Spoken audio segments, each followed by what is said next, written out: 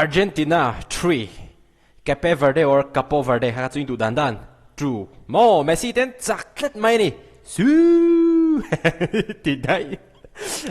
hey tak hi nia a boi thang na chu FIFA World Cup Titi hey tak hi nia a boi thang na chan chu hey Cristiano Ronaldo chuan in team te kha ne ya su kan ti mai ta a pet gola a chak kan lom pui chuan Messi te hi chu a san pa team khan hi boxi lawa chu van chuan ka ngai tua hawang wa Messi gol han ti ringot kha a thui lu tuk boxia chu van chuan in Messi lom pui nan po su ani mai mo ha rem ber zep lo chuan a pui rem khop mai Argentina le Cape Verde in khel te kha chu Cape Verdean goalkeeper vozin ha wa han bon tru em tero a mu nom ani Argentina an chaka Messi pon record aron siam le nual ania Argentina te khanin chak an phuem ti hi mi tam tak chon in phu lo te po an tia ama ro chu ke chon chak an phu ka ti Argentina te khan mo atinge masabera chuanin defending champs ania chu wan chuanin chak tur rin zo khan ni shim shim ani an chak lo kha chuanin poi don lutu kha in khel World Cup in te po kha ati mu nom lo vek thei dona chu wan chuanin Argentina te kha chuanin chak an phu ka tia amaro chu chak an phu rual khan an han chak lo teu khopa to pa han on gola Cape Verde lam pa khan an ril ru po na hlom ngang mai an trap na sa ni patling pui po khamo chu wan chuanin Argentina te an lom puya Cape Verde te po thei top an chua thei top tak meu an chua amaro chu an chak zo talawa Messi po kha trick free kick pet te kha sial kati khop maya Messi khamo free kick an pet kha referee kha mel de usuka the mel de usuka referee kha tian ti niang so Cape Verde goalkeeper vozin ha kha a in rin ma kha Messi khan free kick kha la thut khatiang kha kai chuanin unfair advantage katia midam tang chuanin avan phakar reu goalkeeper po a in rin ma main a pet go a pet ngal rengot a free kick hatin chu va fair om lo ve te pon ti theita amaro chu ke chu a thuak a tha ka tia Messi kha tia free kick pe tura an hanin siam lai vel kha nin le lam pang goalkeeper kha ala in ring lo ti kha awa khung ha la ni chu fan chuanin referee lam pa kha an mel zeu zewa ti khanin a pe thei do na ha in riat khan free kick kha pe pop mai ni goal se chuan alom om viawang entinan pet se referee khan phal lo le se pe thati le se engma chan pha chong lo card pom mu kher lawang huisil khan ha ma ti khan bul tangin an tran tran le rengo tanga kha khania Messi kha ta khanin a fing ka ti khop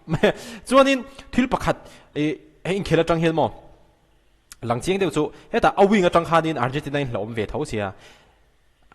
an defender te khanin thutluk na kha engtik lai po khan siam turan neya heta awing lampang an va ven lu tu kha chuanin alai khanin Messi khan da ol theidon alai Messi nin concentrate lu tu chuanin Messi khan player hip tam lu tu chuan player dang ho ta khan na thave don chu wan chuanin Cape Verde defense ho po khanin discipline angreng khop mai ni chuan Cape Verde te hi an khel hi mu no ma ni zan kha chu atuk in kha chu achan chu hey Argentina chu defending champs ani ta an chaklo pal chuanin an tan khan apoidona an mol pho pha theidona ma se Cape Verde te hi chu mo engma chan turan nei lo an chak chuan atha an chaklo pon min chak turin kan be sei chuang lo chu fan chuan hey they have nothing to lose kan ti ang kha khatiang kha an nia chu ba chuan they have nothing to lose an ni na awa kha nen an ron huai ang reng khop maya khatianga golan chuan hu po khanin an bet reng du big lo chance an mu phot kha chuan ti khan an be vele zela an gol ni na phei kha chu a class ang reng khop me heta akil pondeu akil atanga hetia an tholu phei kha ba nal ang reng khop mai kha phei kha chu amaro chu atopa khan an van duai ta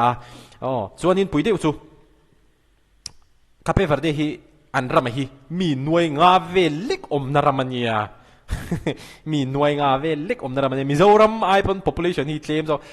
chu ti chung chuanin world class football team ti han ron ser chuak theya FIFA World Cup an ram ai den an ron tel thei boka chu mai ani lawa atira han Spain an draw pot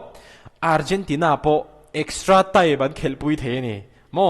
an bon ang reng khop mai chu wa chu ni sana po kha chu ni sana po tuk in sing an ni san ka ti ve che tuk in sing a po khan midam tak chuanin Argentina chuanin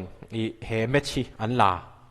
amai ro chu Cape Verde te hi chuanin khovel pumpui thinlung an la ani tiang zong te khanin an han siam tavel ani chuanin Messi record te kan han soi chonga chumi ma chuanin thil pakhat soi du ka neya chu nge anti chuanin vozin ha te hi to kum somli ni to ni Cape Verde goalkeeper kha kum somli ni to wa kum som ni panga ni tangin professional khel thana chu wa chuan hei azin kong kha ari lu tu ka ni atira chuanin World Cup an khel tir kha chuanin IG Instagram followers apo mi singli sanga vel chin an follower tuna chuanin 20 million followers ani tling chep to ani aturu rem khop mai kum somli ni to wa tun hi tun bak hi World Cup ai hianin kan hmule kher po rin om to lo ani vozin ha mo hinza kan hmule kher po rin om to lo ani he goalkeeper hi chu apui ang reng khop maya fence ani nga chuanin ama atanga thil kan zir thei om hrim hrim chu beidon lo hi ani achan chu ani po hei kum som ni panga train khel tan ta anh khel ma phei chuanin bus driver te electrician te khanin ka ria khami nuwa khanin kum som li an ron ni chi a hanin aming khati khana ron cherve chau mai ani kha khania atei rei pe ang reng khop mai aram tan thei to pachuwa chuanin a final whistle kha referee te khanan ham nu po khan a teammate te player dang te kha chuti khan an wi lutuk an ril runa na lutuk kha football field han tlut top pa amaro chu ani kha chu ron kala khai thei top kan chuwa ngatinge te khan in ril ru inti na tiang ni ti om fashion khan teammate te kha aron tungding samai ani ti chuanin Messi record tu na kan soyang ama sabera chuanin World Cup a khel to zong zong ka hre so lo chon ka hre so lo chon World Cup a khel to zong zong hianin a totala a goal khung voisom ni na ani in ka hria turu rem khop mai he thile hi mo ti chuanin Messi hianin a zonin World Cup game a voiriat goal a khung to ani he record po hi pui khop mai substitute atang ten aron luta ron pet goal ringot pet goal po tum le ron pet goal ringot mo su so ito hadin kha su enga ta ma lo nga so so nito na hianin hemi FIFA World Cup 2026 a hrim hianin top scorer ani bokin ka ria top scorer ani boka chuwa chonin Messi po hianin hei record hi aron siam hnem ang reng khop mai hei goal som ni ania 30 appearances chonin Messi hi englowa FIFA World Cup a hrim hianin match in lan number record asiam ani adota Cristiano Ronaldo ngor helai hianin thala kha omin ka hria kan han zong lok anga hei heta hi most appearances in FIFA World Cup history line Messi hi game som thuma in lan towa Cristiano Ronaldo hi game som ni paruka in lan to ne an turu dun rem khop mai anni pani he chu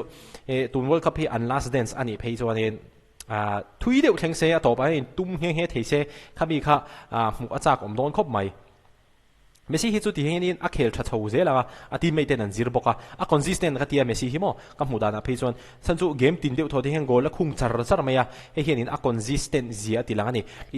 sports ate phei chuan na poimo khop mai FIFA football a chawni lowa volleyball ate basketball ate tin sum dona ate po engki ma ni vek tho consistency hi poimo entilan game khat ang khel tha adot ang khel chele bole dei chuan adot len khel thale khel thalo le wang adol le rong khel thale khatiang ang khachu player ro puite ta kha chuanin amoi lem lawa business ate po in thalo wang shal thale thalo le wang khatiang ang kan consistent lo kha chuanin sumdong hlotling ni te po kha harve viong mai theya mo khami kha entirna kan han pe velok ani chu en kung kai lo point mai theya ma ro chu consistency hi chu khoya po hianin apoi mo khop mai eng sport apo eng discipline apo zirna te po ni vek chu wan chuanin Messi hi chu a consistent ang reng khop mai FIFA World Cup a hian mo ama sa po khan to thawa 2022 apo khan kumina po hianin aron ni le aron consistent rem khop maya chuan ta hianin leading goal scorer so mani Messi hian goal sari akhung to Mbappe hianin goal ruk akhung to ni Mbappe hi an chak ka ringa leida chakki ka ring dik thei rio ve tu lai chu no mareng khop mai Mbappe te hi an chak le ka ringa chan chu France te po hi an che sual thei thei lawa an ni hi mo an che sual du lo ve an che sual thei thei lo khatiang ang team kha an ni ani khel po hi mu nom khop maya Haaland te ti hianin Messi hi goal sari Harry Kane po bon khop mai ani ho hi chu an hmu nom hrim chuan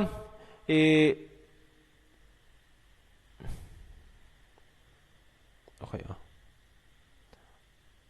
he ani lo nope not this one khatiang kha play it lo ngaro ka thil en du hi ta hen om to lo hen Instagram page a hen mun danga ka mu zok kha nei ha okay eng po di se khati zong kha tu chu mata na kan han rieka na han soi zau thei chu ani o video le kan in mu le theu do ne